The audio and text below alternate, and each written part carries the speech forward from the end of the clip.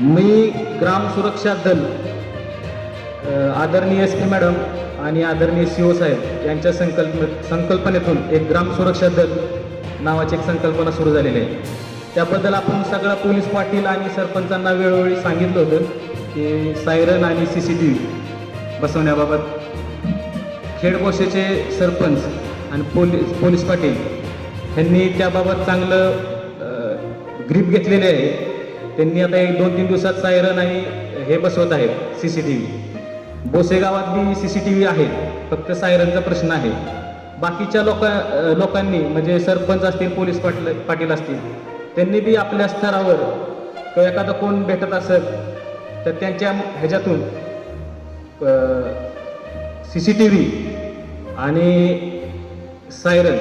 आता सायरनचा उपयोग कसा होतो? आमच्या गावात सायरन आहे, पूर आला तर त्याचा 100% उपयोग होणारच आहे. चोरी झाली त्याचा उपयोग होणारच आहे. जर ती सोडून त्याचा उपयोग जर दुसरा करायचा असेल तर गावात आपण ज्यावेळेस पाणी सोडतो त्यावेळेस बरेच लोक बाया माणसं बाहेर असतात, त्यांना पाणी कधी सुटतं हे माहीत नसतं.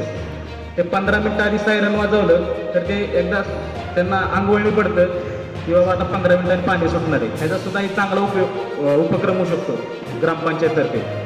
ते आपापल्या स्तरावर सरपंचांनी तेवढं करून घ्यायचं आहे अशी माझी नम्र विनंती.